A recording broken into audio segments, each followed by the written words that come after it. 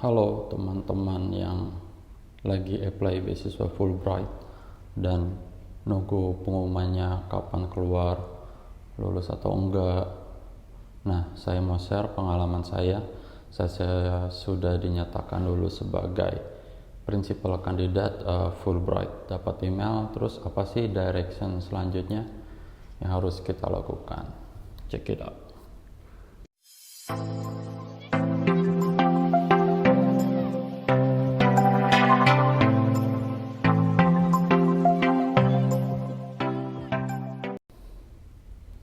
Nah, ini saya apply Fulbright itu di tahun 2020. Saat tahun 2020 kita tahu kan itu tahun COVID dan masih tinggi-tingginya. Nah, saya tidak tahu nih, mungkin ini timelinenya akan berbeda ya dengan timeline yang teman-teman dapatkan dari timeline yang normal. Karena saya kasus saat itu COVID dan juga saat saya orientasi itu semuanya masih online, belajar semuanya online. Nah, saat itu seperti biasa deadline itu kan di Februari tanggal berapa saya lupa persisnya, 15 ya kalau nggak salah, 15 Februari kirim aplikasi beasiswanya ke Fulbright, terus ada proses wawancara bla bla bla bla. Akhirnya di tanggal, let me check emailnya ya, di tanggal 8 September 2020 setelah tes wawancara di bulan, saya lupa persisnya di bulan berapa, Juni atau Juli. Saya dapat email isinya seperti ini nih, Mr. Angga Hidayat, Universitas, nah disebut universitas asal tempat saya kerja di daerah Tangerang Selatan. Tulisannya, Dear Mr. Hidayat, congratulations, I'm extremely pleased to inform you that you have been officially nominated as a principal candidate for Fulbright doctoral degree program bla bla bla bla bla. Intinya saya dinyatakan sebagai principal candidate gitu ya. Terus di bawah emailnya ada keterangan, please accept my personal congratulations for your selection as a new Fulbright candidate representing the Republic of Indonesia. Terus ada beberapa attachment. Pertama yang kita diminta oleh pihak Fulbrightnya adalah pertama, accept or decline the award. Nah, seperti yang kita ketahui bersama bahwa biasanya tuh yang apply beasiswa Fulbright itu mereka apply beasiswa yang lain. Bisa jadi mereka diterima di beasiswa yang lain, jadi mereka ada kemungkinan decline. Nah, contoh kasus di angkatan saya, ada salah satu orang yang diterima juga nih sama saya, yang harusnya kuliah di Ohio State University, diterima juga tuh, harusnya berangkat ke sana, udah mau proses keberangkatan. Tapi ternyata beliau juga apply LPDP S3. Nah, apply-nya ke Inggris, ke saya lupa entah Cambridge atau Oxford, dari salah satu kampus itu aja, Oxford atau Cambridge atau Oxford. Nah, ternyata lulus juga tuh di LPDP. Akhirnya beliau lebih milih yang ke Inggris itu. Nah, jadi diminta tuh accept atau decline the award, terus dikasih deadline. Mau accept atau decline itu dikasih waktu sampai September tanggal 10. Jadi teman-teman yang apply beasiswa Fulbright ini juga harus rutin cek-cek email, karena antara kita dapat nominasi lulus atau enggak lulus wawancaranya jadi principal kandidat ataupun jadi apa satunya lagi alternate kandidat, maka kita diminta untuk nge-accept-nya itu cuma selisih 2 hari. Di kasus saya diterima emailnya di tanggal 8 September, diminta untuk accept atau decline di tanggal 10 September. Itu kan cepet banget ya. Selanjutnya di bagian kedua, setelah kita diminta untuk accept atau decline, kita juga diminta untuk mempersiapkan tes IBT dan juga GRE atau juga GMAT-nya. Teman-teman yang apply Fulbright kan seperti yang ada di websitenya, kita tidak harus mencantumkan IBT atau IELTS sekalipun, cukup dengan ITP. Di kasus saya apply cuma pakai TOEFL ITP. Itu kenapa? Karena itu paling murah ya. Terus walaupun teman-teman juga punya IELTS, tetap akan diminta untuk tes IBT lagi. Tenang saja, semuanya itu nanti akan dipersiapkan oleh Aminef gratis, termasuk juga lesnya Tapi untuk lesnya itu nggak semua dapat ya, nanti dipilih beberapa orang nanti untuk ikut pelatihan GRE dan TOEFL. Terus saya juga mau sharing, jadi teman-teman yang belum punya LOE juga jangan berkecil hati. Ini emang nggak ada hubungannya sih sama yang di bagian kedua, tapi mumpung saya ingat di contoh ya, di kasus saya kan pas apply Fulbright itu saya nggak punya LOE sama sekali, tapi saya sudah kontak-kontakan dengan beberapa profesor di USA. Nah, sebelum saya apply di tahun sebelumnya ada teman kerja saya juga yang ngajar di kampus yang sama apply Fulbright. Nah, beliau pas apply Fulbright itu udah punya LOE, jadi wawancara juga udah bisa nunjukin LOE, tapi ternyata beliau tidak lulus wawancara.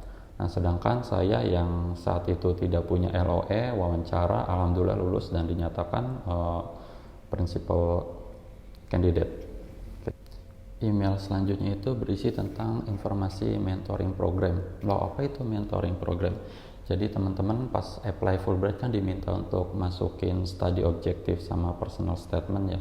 Nah, nanti teman-teman akan dipasangkan dengan alumni atau juga yang sedang berkuliah di Amerika Serikat. Jadi teman-teman yang apply beasiswanya master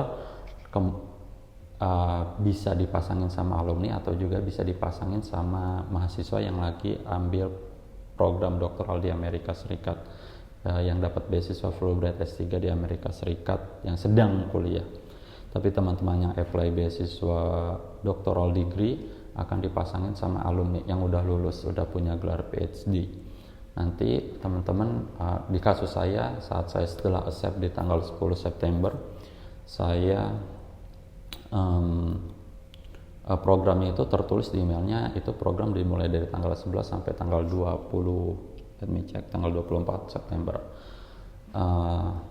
Saya dipasangin sama alumni dari Amerika yang kerja juga ternyata di dekat kampus tempat saya kerja, dekan kalau nggak salah beliau di salah satu kampus di Tangerang Selatan. Terus saya dikasih kontaknya sama Aminef untuk kontak, ada email, ada nomor WhatsApp. Terus saya diminta untuk mengirimkan personal statement sama study objektif saya ke beliau untuk kemudian beliau review dan dikasih masukan. Nanti setelahnya saya revisi, terus saya kirim lagi ke beliau. Nanti sampai tektokan beberapa kali sampai beliau bilang, oh ini oke, silakan dipakai untuk apply kampus-kampus di Amerika Serikat. Nah, untuk proses reviewnya ini kan cepat juga, dikasih waktu di kasus saya dari tanggal 11 sampai tanggal 24, itu kurang lebih ya 2 mingguan. Dan juga kan kita tahu mungkin beberapa alumni seperti di kasus saya, beliau itu dekan dan dikasih waktu 2 minggu. Jadi teman-teman pasti minta dapat ngirimlah secepatnya, karena kan mereka butuh waktu juga ya untuk review, untuk nanti tektokan kan nggak, revisi itu kan kayak bikin skripsi, bikin tesis, nggak bisa sekali terus jadi langsung bagus ya, butuh waktu untuk beberapa kali sampai personal statement sama study objektifnya itu bagus. Isi email selanjutnya, di email itu ada salah satu attachmentnya itu adalah Term on Conditions for Fulbright Scholarship Grant Doctoral Degree Program. Nah, di situ kita harus dibaca suratnya tersebut dan ditandatangani, terus untuk diminta dikembalikan di tanggal 25 September. Nah, isi dokumennya itu adalah tentang eligibilitasnya, tentang beasiswa Fulbright, terus juga apalagi nih ya, seleksi kriteria, terus sama apa sih yang berhak kita dapetin saat kita dapat beasiswa Fulbright, itu disebut tuition fee, ada perjalanan pulang pergi ke negara tujuan, terus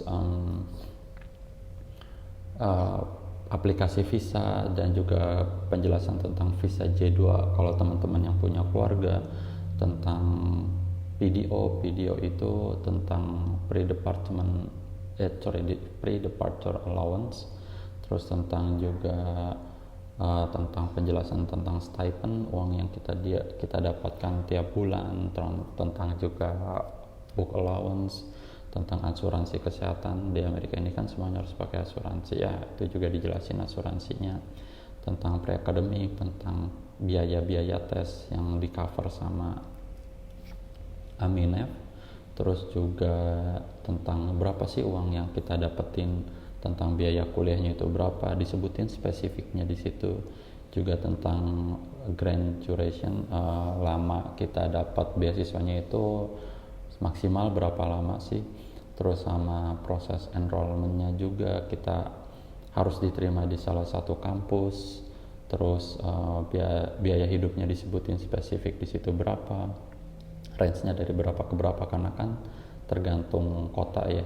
Di kasus saya itu range paling rendah itu $1.320, untuk yang tertinggi itu di $2.660 tergantung kotanya. Terus biaya penelitian dapat apa enggak dijelasin, terus ada beberapa persyaratan tes disebutin tentang berbahasa Inggris, GRE, sama tes-tes yang lainnya disyaratkan oleh kampus. Terus juga tentang beberapa persyaratan itu panjang, saya dapat 15 halaman yang harus dibaca. Juga ada penjelasan tentang kalau misalnya defer atau withdrawal, misalnya kayak kasus teman saya yang tadi saya jelasin bahwa beliau itu dapat Fulbright tapi juga dapat beasiswa yang lain, akhirnya beliau mengundurkan diri. Nah, sanksinya itu atau apa sih konsekuensinya yang didapatkan jika mengundurkan diri. Nah, itu ditandatangani terus diminta email balik ke Aminef. Nah, itu sharing pengalaman saya setelah saya dinyatakan lulus beasiswa Fulbright di tahun 2020. Saya ulangi, saya dapat emailnya itu di September. Saya cek lagi ya. Saya dapat emailnya itu di September di tanggal 8 2020 setelah dapat beasiswa, penetapan bahwa saya lulus sebagai principal candidate. Itu semuanya tuh tak itu cepat ya prosesnya, harus ngelakuin ini ngelakuin itu. Di kasus saya Pak, saya lagi ngurus jabatan fungsional, kenaikan jabatan, di dosen itu kan ada kenaikan jabatan fungsional. Pas ngurus berkas itu aja saya sampai hentikan karena saya mau fokus ke persiapan kayak GRE, TOEFL, semuanya itu admisi, karena itu benar-benar membutuhkan waktu, dan kalau kita sampai nggak diterima di satu kampus itu kita akan dinyatakan oh udah nggak jadi dapat beasiswa Fulbright, gitu, digugurkan. Nah, demikian sharing pengalaman saya, semoga video ini bermanfaat. Terima kasih.